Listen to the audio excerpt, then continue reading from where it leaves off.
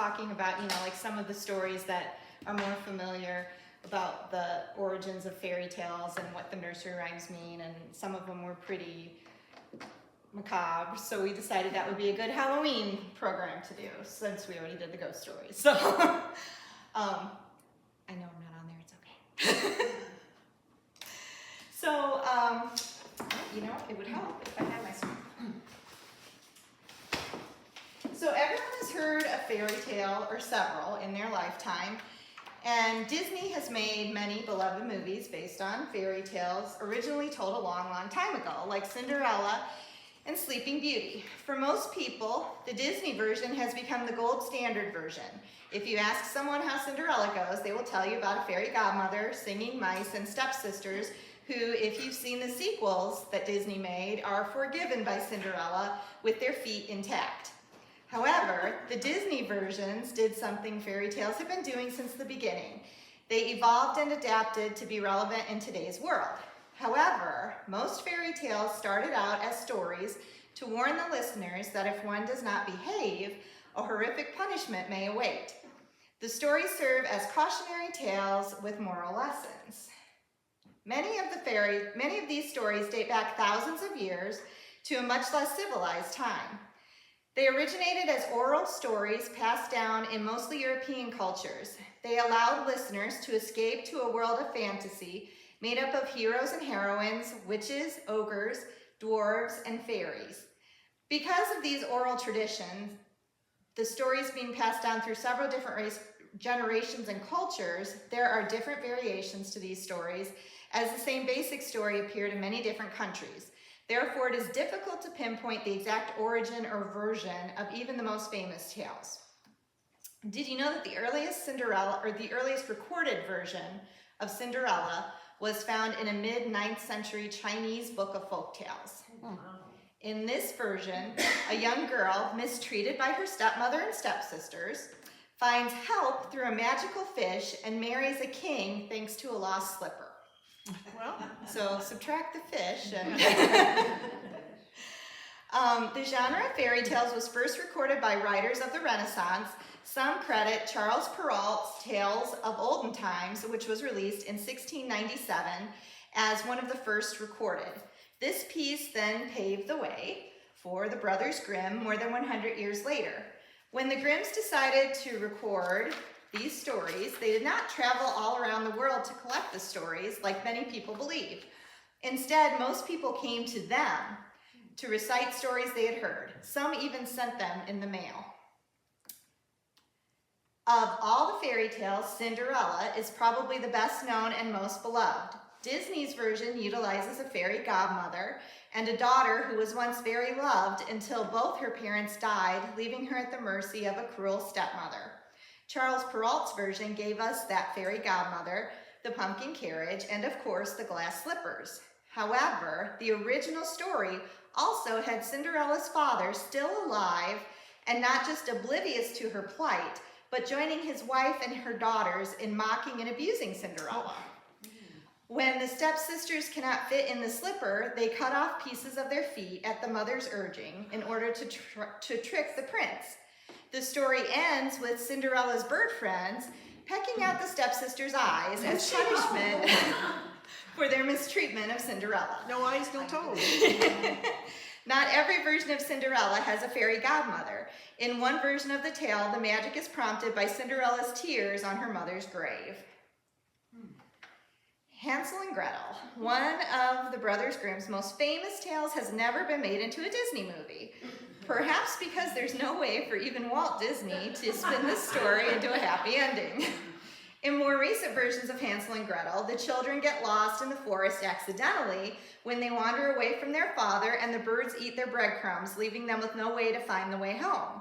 In the Grimm version, the children are simply abandoned by their parents in the forest, intentionally. When they find the gingerbread cottage, it is owned by a witch who plans to fatten them up and eat them before Gretel's quick thinking has her kicking the witch into an oven first. No wonder Disney couldn't find a way to rewrite that one. In a sanitized and comedic version of Little Red Riding Hood, the wolf just ties up the grandmother and takes her place to try to steal the food, Red is bringing her sick grandmother. However, the original tale had both Red and her grandma being eaten by the wolf. But not to worry, a woodsman ultimately saves the two when he chops up the wolf, leading to their escape. That's a lot of violence in one story, but it likely got the point across about the lesson it was trying to teach, which was about being too trusting of strangers.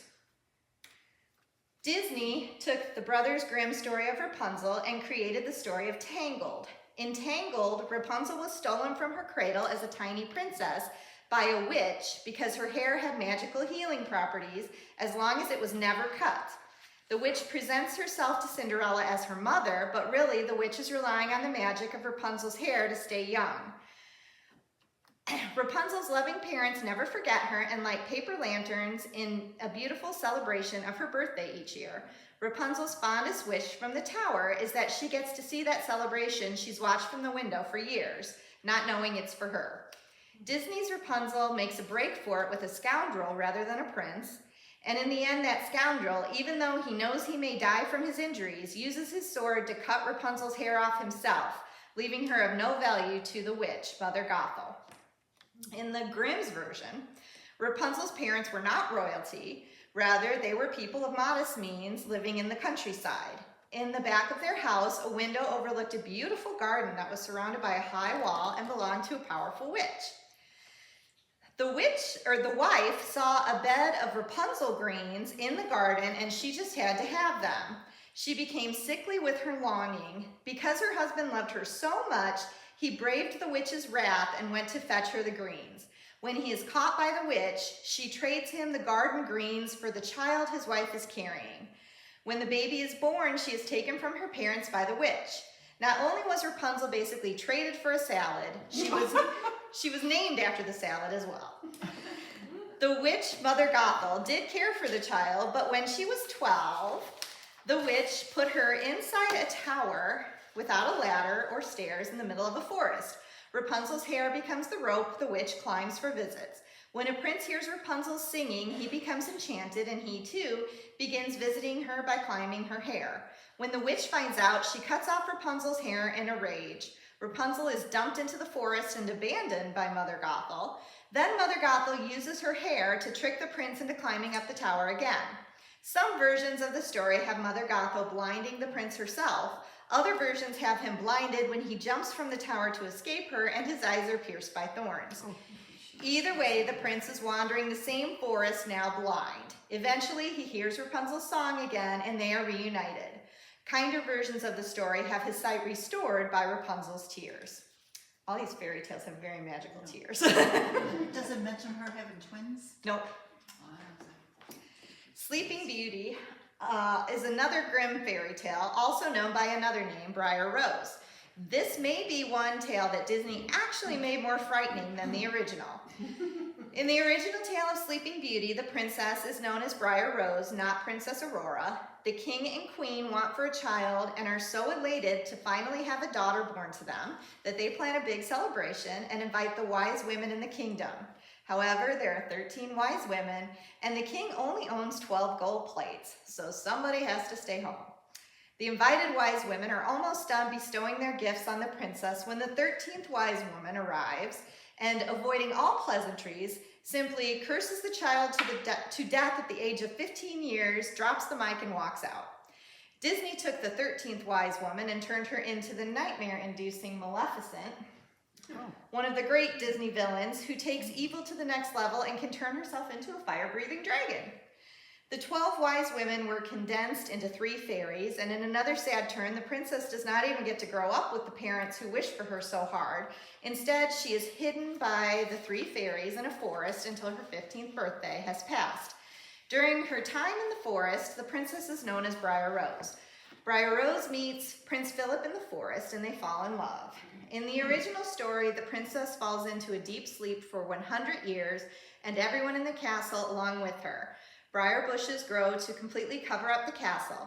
Before the 100 years is over, other princes try to get to the mysterious princess, but they get tangled in the briars and die pitiful deaths until after the 100 years have passed and a prince is finally given admittance, finds the princess and kisses her. In the Disney version, the princess does not have to wait 100 years to be rescued. Prince Philip fights off Maleficent and rushes to the castle to find his love, and happily ever after comes much sooner. Snow White is one of the Grimm brothers' stories. However, the tale predates their publication, and it has been suggested that the story originally was based on the life of Countess Margareta of Waldeck. The Countess's mother died when the girl was very young, and her father remarried a woman who was very strict when the girl was only 6. City documents state the Countess was famous for her great beauty. She was pursued by a crown prince as a teenager. Her father owned several copper mines, and the majority of his mine workers were children. The child laborers lived in groups of about 20 in a single room. Perhaps dwarfs were more palatable than child laborers. In the end, Margareta died at the age of 21. Waldeck documents suggest she had been poisoned. Oh, wow. The 12 dancing princesses did not receive the Disney treatment, but it did get the Barbie treatment. Turned into one of the popular Barbie videos in the 2000s, this story is about the 12 princesses who are locked in their room each night, but somehow every morning their shoes are worn through, much to their father's great concern. He makes an offer that anyone who can solve the mystery may choose one of the princesses for his bride. Although not fit for the Barbie movie, in the original tale, the men had 3 nights to solve the mystery. When they failed, their heads were chopped off. Oh, gosh. Even knowing they would meet an untimely death, the princesses still were spiking their drinks to put them to sleep the whole night while they snuck out through a secret tunnel to an underground castle to dance the night away with 12 princes. The Pied Piper of Hamelin is the story of a town overrun with disease-carrying rats. After trying and repeatedly failing to eliminate the rodents, the mayor and council offer a huge reward to anyone who can solve the problem. A stranger arrived in town and accepted the challenge. He pulled a pipe from his pocket and began to play a tune. The rats all followed him. He led them to the river and drowned them. The townspeople cheer and immediately lose interest in the man, going back to their own lives. When the piper goes to the mayor to collect his reward, the mayor tells him there is none and rudely tells the man he should just leave town. In response, the piper plays another tune, getting every child in town to follow him. He leads them to a mountain where a secret door opens and closes behind the children. One child who was lame is inadvertently left behind as a witness who explains to the townspeople what happened. The people search the mountainside for days looking for their children, but the children are never seen again. This 13th century legend may have been an actual historical event. In the real town of Hamelin, in Lower Saxony, Germany, there's a plaque on a stone facade of a residence dating to 1602 that reads, AD 1284, on the 26th of June, the day of St. John and St. Paul, 130 children born in Hamelin were led out of the town by a piper wearing multicolored clothes. After passing the cavalry near Koppenberg, they disappeared forever.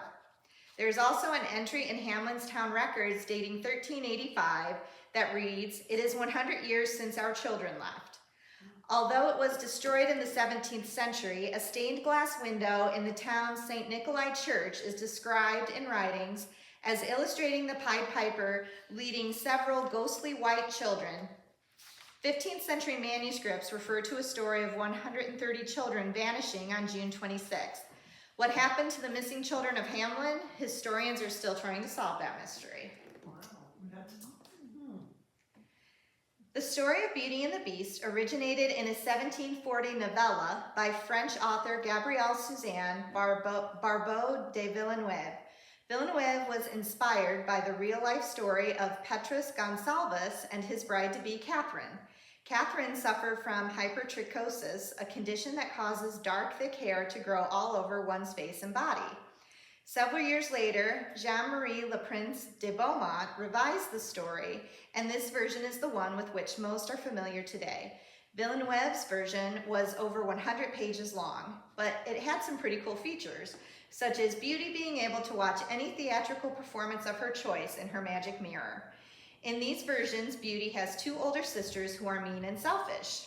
A fairy turns the sisters into statues at the end, statues that are conscious, to guard their sister's palace gates and witness her happiness. They will not be able to return to human form until they own their faults. The fairy notes, "But I am very much afraid that you will remain statues." Because the story is French, some English versions translate the girl's name from Belle to Beauty, but Disney fans all know her as Belle. In the older version of the tale, Belle is the youngest of 3 sisters and always kind and helpful. When the family falls upon hard times, Belle helps out while her older sisters complain. When their father finds work in a distant town, he offers to bring each daughter a gift. The older 2 ask for silk dresses. Belle knows her father cannot afford this and asks for a rose. When he gets lost in a storm on his way home, he seeks shelter in a castle where it seems as if he's expected, though he sees no one. He finds a fire, food, a bed, and clean clothes. In the morning when he goes to leave, he picks a rose from the garden.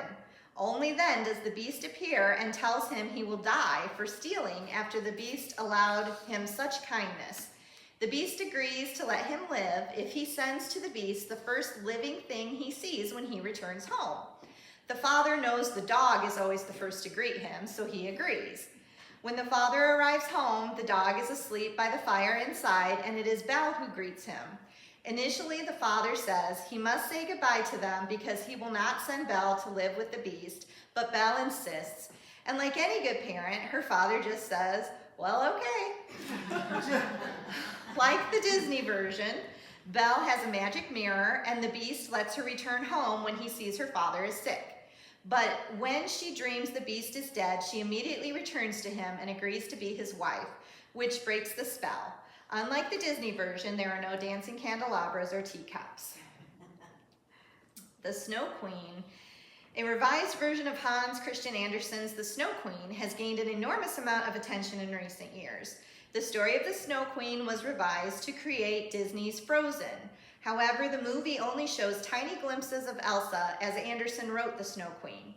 In the original story, the Snow Queen is supposed to be the villain. She kidnaps a boy named Kai and kisses him twice. A third kiss will kill him. Kai's best friend Gerda searches for him. Along the journey, Gerda meets a princess with a reindeer, perhaps the inspiration for Anna and Sven. She finally frees Kai from the Snow Queen. It is rumored the Snow Queen, with her icy heart, was modeled after a young lady who had spurned Andersen's affections later in life. But before that, poor Hans Christian Andersen. He was the Taylor Swift of his time.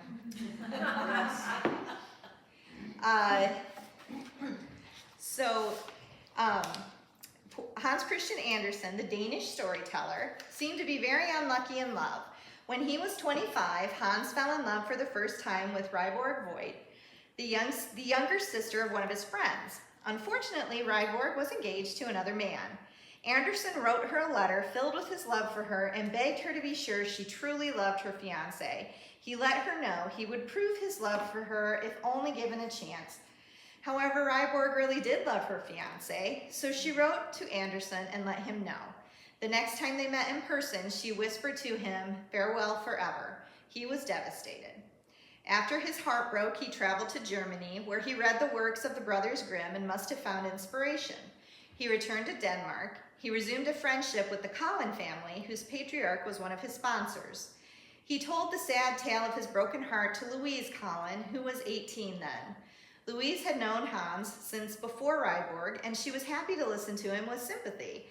When she was a little girl, Hans had treated her well and even cut out paper dolls for her. Now she was grown, and Hans found himself falling in love again. But he wouldn't be any luckier in love this time. Louise was in love with a young lawyer, and their engagement was announced shortly after. Some people believe Louise is the inspiration for the prince in one of his classic tales, The Little Mermaid. Hans wrote the story with a twist, making the mermaid into the heroic figure rather than the prince. He identified with the mermaid who rescued the prince. In the story, the prince is so oblivious that he doesn't realize it was the mermaid who saved his life. He falls in love with another, and the mermaid is forced to choose between her own life and his.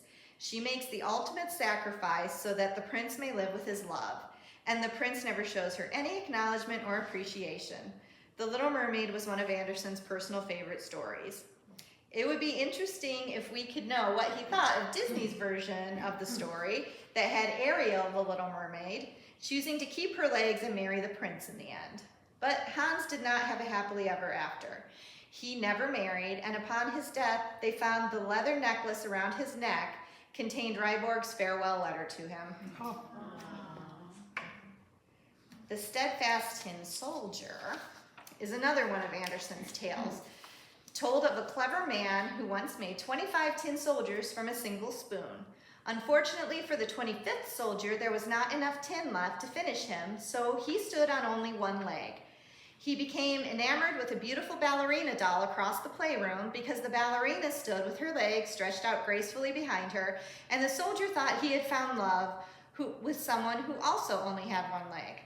One day, a jealous jack-in-the-box knocks the soldier out of an open window, and he begins a great adventure, which ends with him being swallowed by a fish. In a great coincidence, the fish winds up in the kitchen of the soldier's original home. The maid recognizes the soldier and puts him back in the playroom.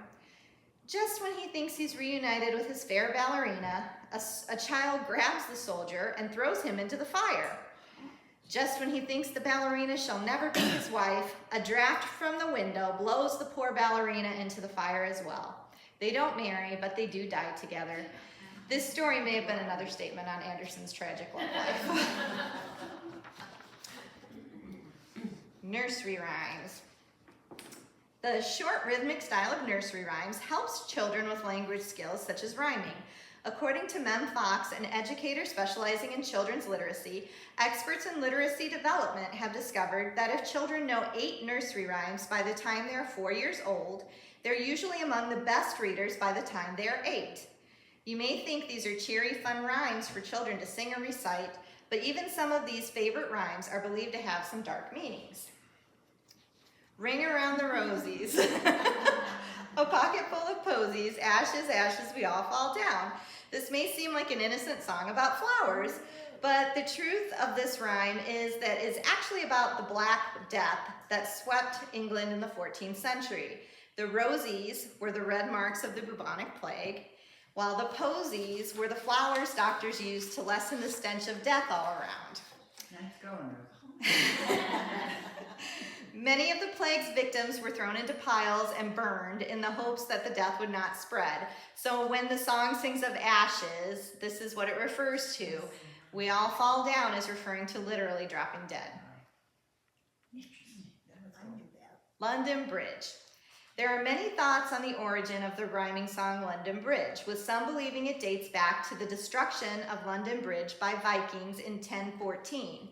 Some have claimed the rhyme refers to the burying of children, some of whom may have even been alive at the base of the bridge due to a myth that the bridge would collapse without a human sacrifice. There is no archaeological evidence that human remains were in the foundation of the bridge. However, bodies were found beneath the bridge in 2007 during excavation work. The identity of My Fair Lady has been discussed at length also. Some argue that it's the Virgin Mary because the Vikings supposedly attacked on the Virgin Mary's birthday. Even though they attacked the bridge, the Vikings failed to take the city because some say it was protected by Mary. Others argue that the Fair Lady is Matilda of Scotland, who was responsible for having a series of bridges built, and still others claim it references Eleanor of Provence, who was responsible for the bridge revenues in the 1200s. Humpty Dumpty is a 4-line rhyme that has been said to derive from King Richard III of England, who was humpbacked and defeated at the Battle of Bosworth Field in 1485. Humpty refers to the humpbacked king and not an egg. The wall is his reign, and the great fall is his defeat. All the king's horses and all the king's men are the army that failed to protect him. Baa Baa Black Sheep is the story of a medieval wool tax imposed by King Edward I. Under his rules, a third of the cost of a sack of wool went to him, another went to the church, with the farmer only benefiting from a third of each bag. Black sheep were also considered as unlucky as black cats because a black sheep's fleece is unable to be dyed, making it less lucrative. Rockabye Baby refers to events prior to the Glorious Revolution.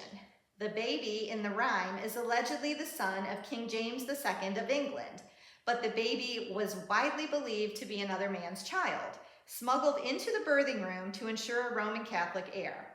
The wind represents Protestant forces blowing into England, and the cradle is the doomed House of Stuart. Mary, Mary, quite contrary is believed to be about Queen Mary, the daughter of King Henry VIII, who earned her nickname Bloody Mary by torturing and murdering Protestants. While her father founded the Church of England as a way to bypass the rules of marriage of the Catholic Church, Mary was a staunch Catholic, and her garden in the rhyme represents the graveyards filled with Protestant martyrs. The silver bells were thumb screws, and the cockle shells were devices of torture, which were attached to males in a very uncomfortable way, and we'll just leave it at that. Oh my God. Well, okay. Cockle shells. Three Blind Mice. Queen Mary's religious fight also resulted in another famous rhyme, Three Blind Mice. Mary's attempt to make England Catholic again was opposed by many noblemen. The mice in the rhyme represent three Protestant bishops, including the Archbishop of Canterbury, who tried to put a Protestant on the throne. They were seized, tortured, blinded, and then burned at the stake. Goosey, goosey, gander. On the other hand, this one is the story of religious persecution, but this time the Catholics are the persecuted. The rhyme references the period when priests were forced to say their forbidden Latin prayers in secret, even in the privacy of their own homes. The prayers were said in secret rooms in the homes of Catholic nobles. If they were found, they would be thrown down the stairs and probably executed. Here we go around the mulberry bush. This rhyme is about female prisoners being sent out into the yard for exercise by circling a mulberry bush. If they did not exercise vigorously enough, the jailers would beat them. Lucy Locket. Lucy Locket is a rhyme about a famous feud between two legendary prostitutes from the 18th century. Lucy Locket and Kitty Fisher were engaged in the oldest profession during the reign of Charles II. Fisher was perhaps the first tabloid star who spun stories of her career into tales for journalists. She turned scandal into money and died surrounded by, quote, splendor and servants. Little Miss Muffet is based on an actual incident involving Dr. Thomas Muffet. Before his death in 1604, it is believed he crushed up spiders and fed them to patients, including his stepdaughter, who was named Patience, to cure their ailments. And it's the stepmothers who were always getting the bad rap in fairy tales. Georgie Porgy. This one sounds like a little boy who got a bit too physical on the playground, but it is actually about George Villiers, the first Duke of Buckingham, who was a lover to Anne of Austria, the Queen Consort of France, while he also was a lover to King James I, as well as many other men and women of lesser titles. Little Boy Blue was written in the 1880s by Eugene Field, and it is the story of a dead child who is found blue and fast asleep. Mr. Field, by the way, was once a patient at the Keeley Institute here in Dwight. He did suffer the death of a son, but this rhyme is not about that boy. More recently, Little Boy Blue was used to refer to the body of a 9-year-old boy found dead and frozen in a cornfield in a blue sleeper and hidden by snow on Christmas Eve in 1985. After not immediately knowing his identity, the community in Nebraska where the boy was found banded together to give him a proper burial. After investigating the mystery, it was learned that Little Boy Blue was Danny Stutzman, the son of an Amish woman, pregnant at the time of her death and believed to have been murdered by her husband years earlier. It also is believed that the husband then left the Amish community, taking the boy with him, and the boy suffered horrific abuse at the hands of his father and his father's associates before finally dying, which also was believed to be at his father's hands. Because of the condition of Danny's body, no cause of death could be determined, and his father was only convicted of illegally dumping his body. He served 18 months, What year did you say that was? 1985. 1980? No, Not that you said 1985. 18 something. Mhm. but I No. thought you said it was written by Gene Field, Yes, but he would have been dead then. yes, no, they just named him Little Boy Blue after the rhyme. Okay. Eeny, meeny, miny, mo. We all know this as a choosing rhyme, which it is, but do you know what was being chosen? It is believed to be a version of rhymes used by the Druids who lived in England over 2,000 years ago to select human sacrifices. These are also happy. So you yell loud enough and they'll let you go. That's good. Hey diddle diddle. This sounds like absolute nonsense. However, many believe this rhyme refers to the people in the reign of Elizabeth I. The Queen earned the nickname the Cat because of how she tended to play with politicians. The Queen was known to enjoy fiddle music. Some think the little dog refers to Robert Dudley. The Queen considered marrying him at one point and referred to him as my little lapdog. As far as the dish and the spoon, the dish was a nobleman, Earl of Hertford, who was given the job of carrying golden dishes into the state dining room.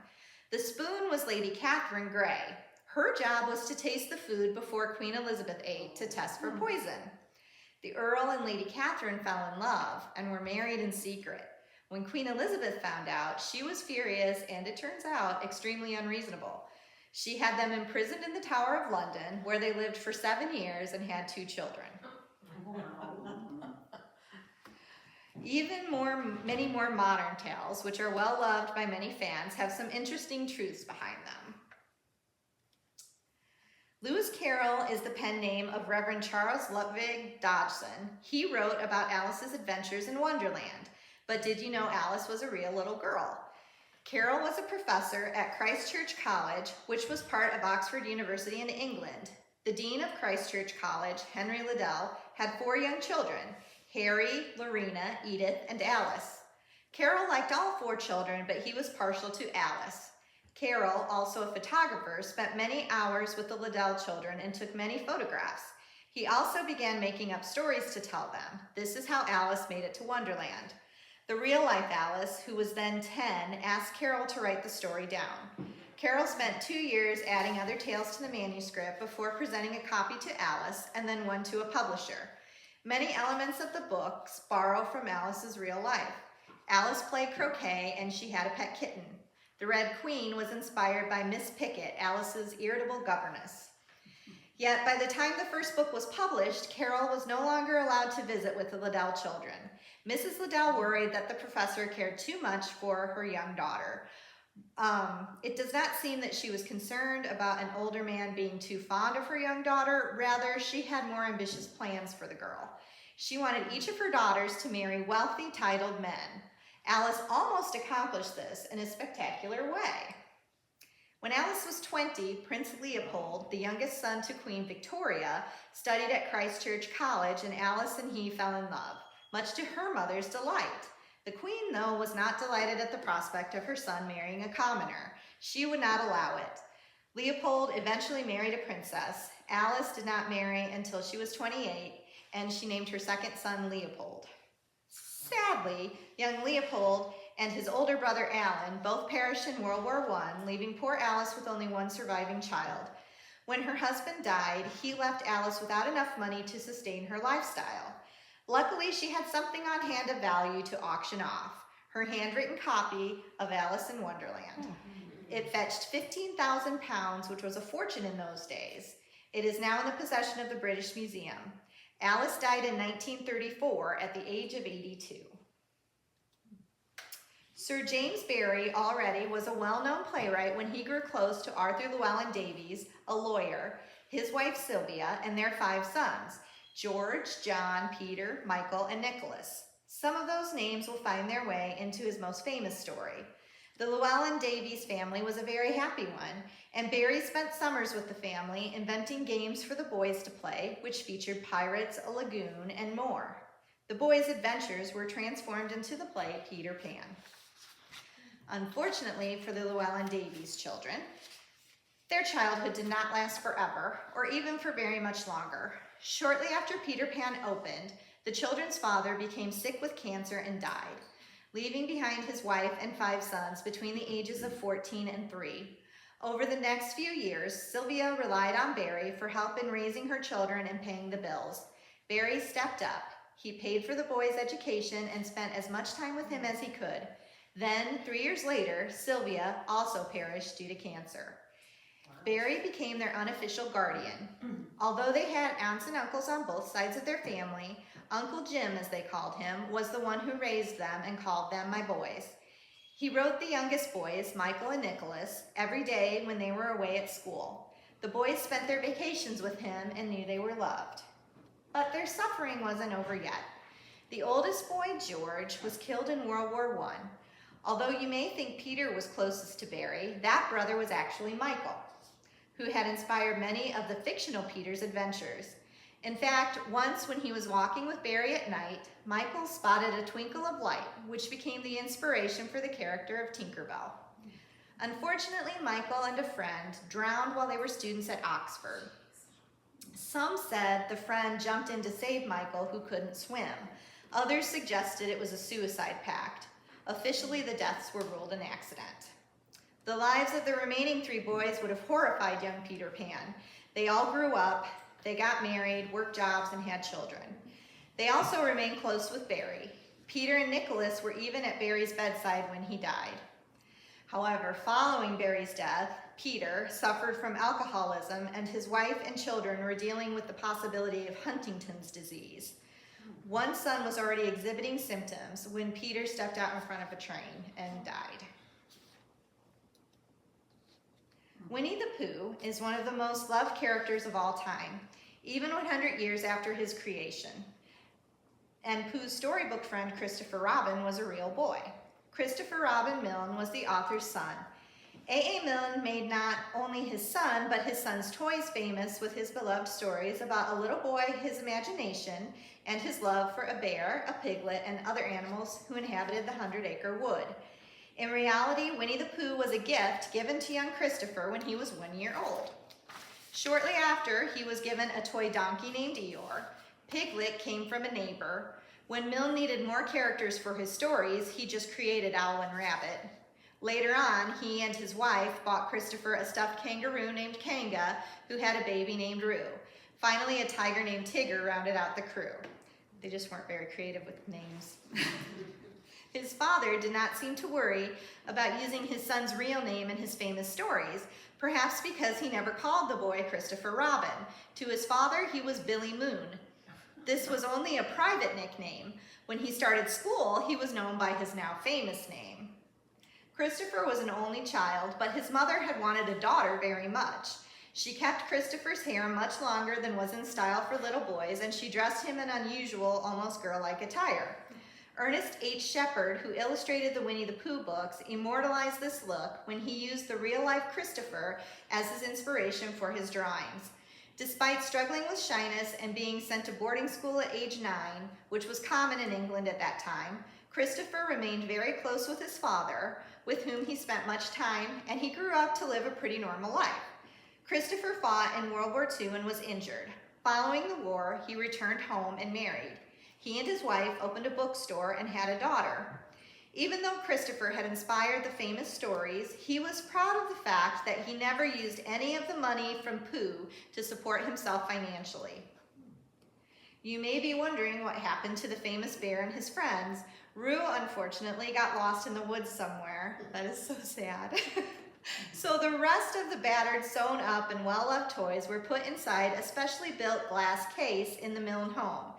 In 1947, when Milne's publisher visited, Milne agreed to give him the toys for a promotional tour of the United States. Later, the publisher kept the toys to display in the office of the publishing house. In 1987, the publisher donated the stuffed friends to the New York City Public Library. They are now visited by 750,000 people annually. Paddington Bear was born one day shortly before Christmas when television cameraman and writer Michael Bond happened upon a bear sitting unsold and unloved in a toy store in London. He felt sorry for the forlorn-looking teddy bear, so he bought it to take home to his wife. The bear got his name from because the couple lived near the Paddington train station. Paddington Bear went on to be the main character of many books and the star of movies. He even had tea with Queen Elizabeth in a skit for her Platinum Jubilee. Not too bad for a sad teddy who wasn't chosen for Christmas. In conclusion, in today's day and age, many parents would be horrified to read their preschoolers stories about children being abandoned by their parents, dancing until their feet fell off, or a wide variety of other misfortunes. This is why the Disney-fied versions are the ones most commonly read today. Yet these stories have lasted in some version for hundreds of years. We can only wonder what versions these stories our great-great-grandchildren will be reading to their kids. Wow.